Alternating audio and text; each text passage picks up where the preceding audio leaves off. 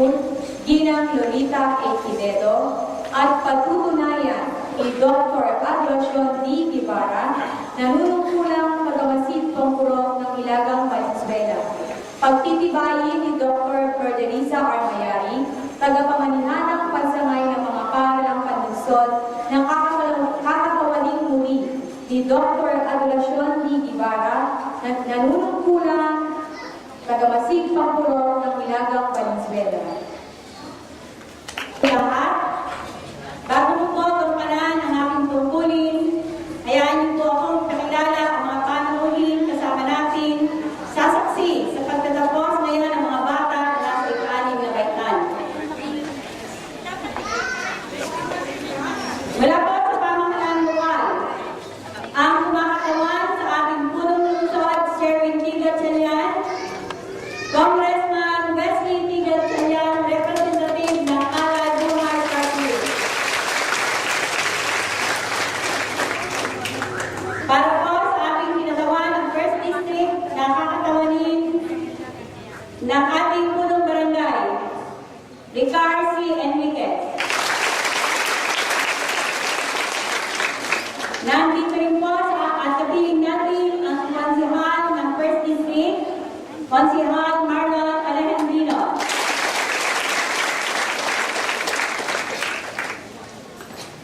Mula naman po sa DepEd family, maglulugod po pinakakilala sa inyo si Dr. Adoracion D. Guevara, punong guro ng Pio Elementary School at nanunungkulang District Supervisor.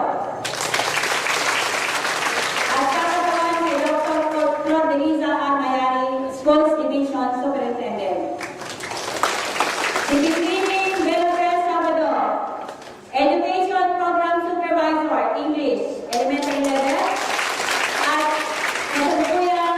nanunungkulang Principal ng Caltoc Elementary School. Kapiling din po natin ang punong guro sa isla, si Ginang Suzette Ocasla. Ganun din po ang punong guro sa PR San Diego, Ginang Amelita Ayaton. From Tagalog Elementary School, Miss Marilyn Deliton.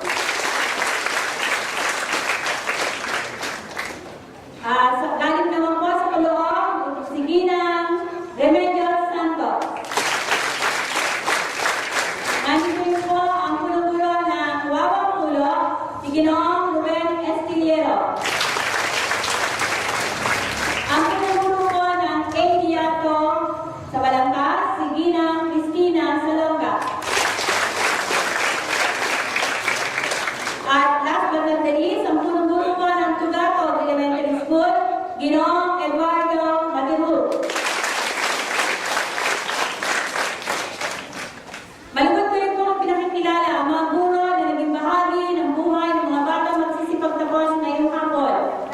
Mga guro po sa Pasolo Elementary School, sa grade 1 po, klase grade 1 na pinangungunahan ni Ginang Karen Orca Tarjo. Na pinangungunahan ni Ginang Elisa Asisio. Grade 3, Chairman Ginang Lilia Tumalagkat. Mula po sa grade 4, sa leadership ni Ginang Lolita Pioroda. Grade 5, mula po sa pamumuno ni Ginang Mexico Santos.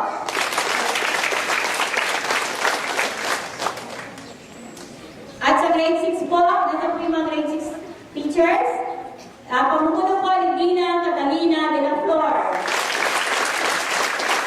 Ang pamamunuan ng Parents Teachers Association, na pinamumunuan po ni Ginoong Renato C. Serrano. At para po sa pamunuan ng mga magulang ng mga batang magsisipagtapos, nagpapasalamat po kami sa kanilang Pangulo at ang kanyang mga opisyales sa pamumuna ni Ginang Josie P. Ada.